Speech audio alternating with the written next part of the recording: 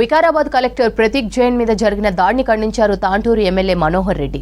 దాడి వెనుక ఎవరున్నా వదిలిపెట్టొద్దన్నారు. అధికారం పోయిందనే కోపంతో రైతులను అడ్డం పెట్టుకుని బీఆర్ఎస్ నేతలు కుట్రలు చేస్తున్నారని మండిపడ్డారు. దాడుల వెనుక కేసీఆర్, హరీష్ రావు, కేటీఆర్ల పాత్ర ఉందని ఆరోపించారు. జిల్లాను అభివృద్ధి చేద్దామని సీఎం రేవంత్ లగ్చెర్లలో ఫార్మా ఇండస్ట్రీ తీసుకురావాలనుకుంటే బీఆర్ఎస్ నేతల కళ్లు మండుతున్నాయని విమర్శించారు ఎమ్మెల్యే.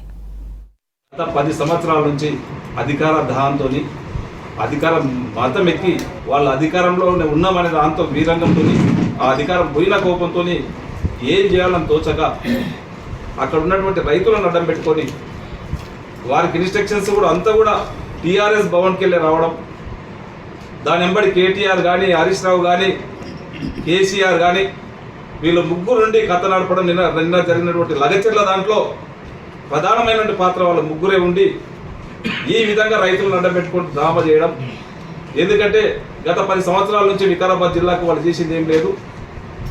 ఇప్పుడు వికారాబాద్ జిల్లా గౌరవ ముఖ్యమంత్రి గారు జిల్లాని డెవలప్ చేయడం ఒక మంచి ఉద్దేశంతో ఈరోజు అక్కడ లగచెర్లలో ఫార్మా ఇండస్ట్రీస్, ఫార్మా కంపెనీస్ తీసుకొస్తూ ఉంటే వాళ్లకు కళ్ళు మండి ఈరోజు ఎడ్యుకేషన్లో ఒక మెడికల్ ఇన్స్టిట్యూషన్ కానివ్వండి, ఒక వెటర్నరీ ఇన్స్టిట్యూషన్ కానివ్వండి, ఒక ఇంజనీరింగ్ కాలేజ్, పాలిటెక్నిక్ కాలేజ్ రావడం వాళ్ళకు ఒక అసూయతోని వీళ్ళు ఆ రోజు ఏదైతే తెలంగాణ గవర్నమెంట్ ఏదైతే మేము కోటి ఎకరాలు ఇస్తాం అని చెప్పి ఏదైతే గవర్నమెంట్ వాళ్ళకు వచ్చి 10 సంవత్సరాల నుంచి మన దగ్గర ఆ రోజు గౌరవ మరిచెన్నారెడ్డి గారు స్థాపించినటువంటి కోటిపల్లి ప్రాజెక్టు కూడా వాళ్ళు ఒక 10 రూపాయలు కూడా ఇవ్వకపోవడం. ఈరోజు మన ముఖ్యమంత్రి గారు ప్రత్యేకంగా శ్రద్ధ పెట్టి మన జిల్లాను డెవలప్ చేద్దామంటే కొంతమంది కిరాయి మూకలతోని అధికారుల పైన దాడి చేపించడం చాలా దురదృష్టకరం.